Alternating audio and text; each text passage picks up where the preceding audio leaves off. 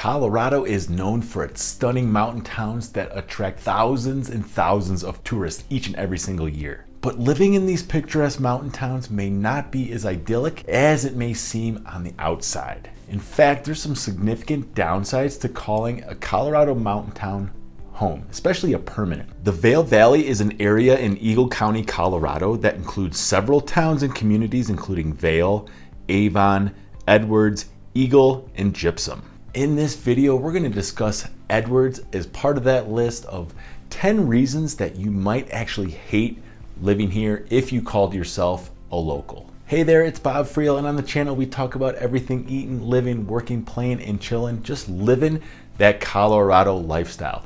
Of course, the journey begins at this point in time, so if you're considering moving or relocating anywhere in the Colorado mountains or even the Front Range, stick with us to the end because we have a really simple 3-part process to help you find the home of your dreams and call Colorado home.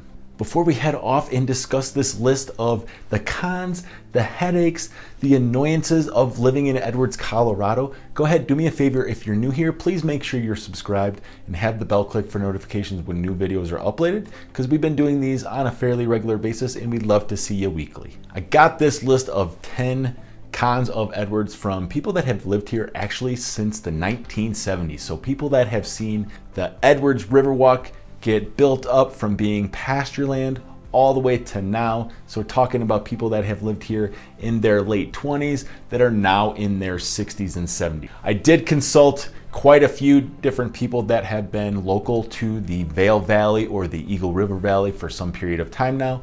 And these were very common threads, not only for longtime people that have lived in the valley, but also somebody that, like me, who's been here about a year and a half, coming from Denver. After living here for a certain period of time, you start to see some of these annoyances, and we're gonna jump right in. The lack of shopping for groceries. If you decide to buy a place here in Edwards, the lack of grocery shopping is going to be sort of an annoyance. Really, there's only one market, and that's called Village Market. It's right in the Riverwalk. That grocery store can best be described as kind of a mom and pop style of a Whole Foods or a Sprouts Farmers Market. Now expect to pay a little bit higher prices than if you were to go to Avon, for instance, to let's say the City Market, the Safeway in Vail, or down here in Eagle where I'm at recording this video, we have a City Market. The prices can vary quite dramatically between each town up and down the valley when it comes to your groceries. And of course, if you want to buy in bulk, the Costco's in Gypsum. Also, those individuals that told me about the grocery con was another sub-con to that, as well as you do spend a lot of time eating out. But the positive of that is Edwards does have quite a few restaurants in the area to definitely eat and go out and enjoy a meal. The lack of schools or the school districts entirely. While Edwards does have about 10 or more schools from pre-K all the way up to high school, do be mindful that if you have little kiddos, you're going to have a long wait list to get on one of those preschool lists. There are also private schools that cost a lot more money than a public school does. And the unfortunate thing is the overall school districts here in Edwards, they are rated average by greatschools.org.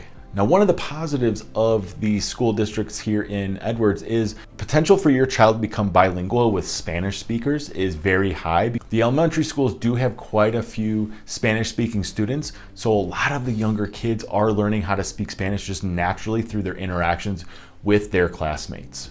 Colorado mountain towns definitely have this, and Edwards is no slouch when it comes to traffic. You'll notice that the traffic patterns are fairly annoying because really there's only like 4 major streets. You have Miller Ranch Road, Highway 6, Edwards Village Road, and then I-70 as well. One of the annoyances with traffic that Edwards seems to be kind of dealing with, in my personal opinion, as well as the people that gave us this list, is the roundabout off of I-70 and Route 6. Traffic can definitely be one of those huge annoyances. Traffic is definitely a big annoyance for anybody that calls Edwards home. We just talked about the schools. Miller Ranch Road has where a lot of the schools are. There's the elementary school, there's the junior high school, there's the annex school, there's the college there. During drop off and pickup, that road is virtually a parking lot for parents dropping off and picking up their kids from school. In addition to that, there's really only a handful of roads in and out of town here. So we have I-70, of course, that takes you through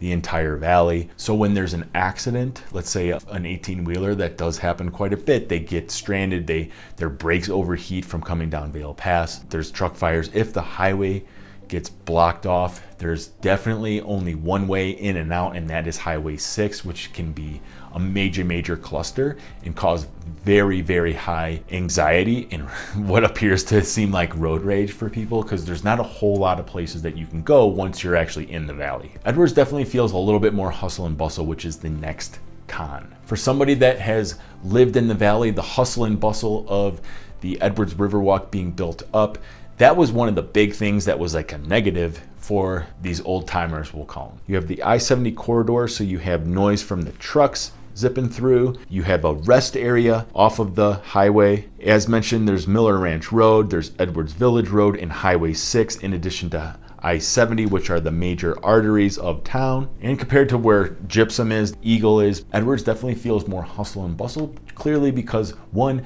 the valley's a little bit more condensed up there from north to south, as well as there's just a lot more traffic, being that you're so close to Beaver Creek and Vail Ski Resorts. Cost of living, clearly we're in a tourist area of the mountains here. Everything seems to be expensive when it comes to the cost of living. Cost of living is definitely elevated as far as housing. Housing is one of the most expensive things I've ever seen.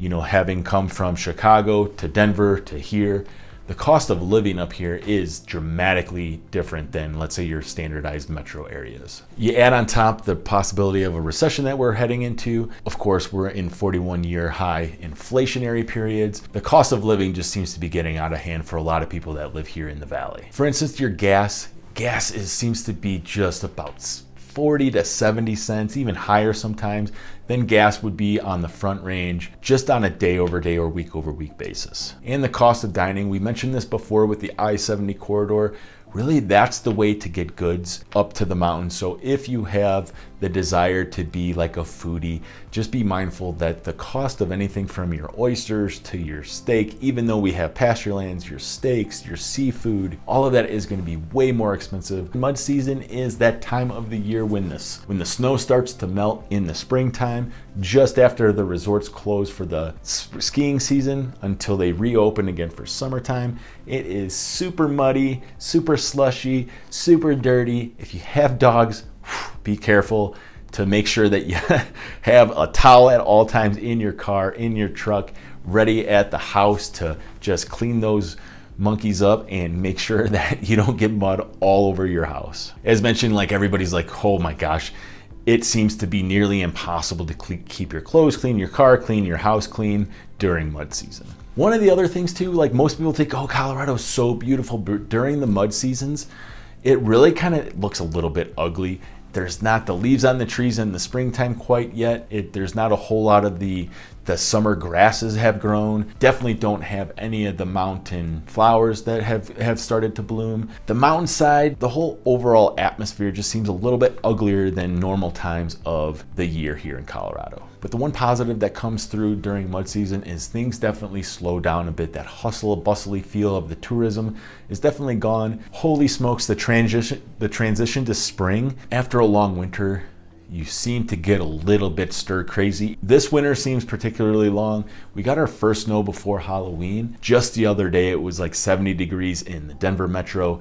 We were in the 30s here. We were getting snow. You kind of get a little bit aggravated with sometimes the length of winter. Nightlife definitely is lacking here. There is not a single late night bar. And what I mean by late night bar is one that stays open, let's say, till 2 in the morning. If you want a taste of the nightlife, if you like to hang out and go to bars or nightclubs or something like that, you're gonna have to go up valley a bit. You're gonna have to go at least to Avon, Beaver Creek, as well as going to Vail. Vail will have a lot more activity during the evening time for any of you people that like to have a nightlife. This one actually surprised me. No ride sharing. A lot of people said, hey, even if you do have one of those late nights and you go to a concert in Vail, or there's something happening where you're just out and about and you might have a couple cocktails or something like that, there's really not a whole lot of ride sharing. This next one is what happens when you're locked in because the roads close. This just happened to my friend. She was down here doing some grocery shopping at the Costco here in Gypsum. On her way back up valley,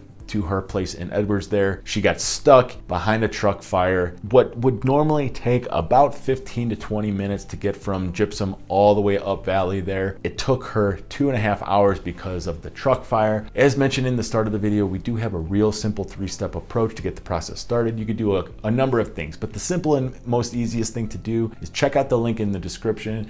You can request a pre-qualification certificate, which really helps us figure out your buying power. It's a real simple question and answer quiz that once we have that information, we'll book a quick discovery call, a consultation to figure out how can we get you a clear mortgage plan or a clear real estate plan to get you that house of your dreams. Real simple, address any and all of your questions on that discovery call and really start to give you an action plan to call Colorado home. Again, it's Bob Friel. I appreciate you stopping by the channel, spending a brief part of your day with me here today. Thanks again. Stay sweet, enjoy those sunny days, and take care.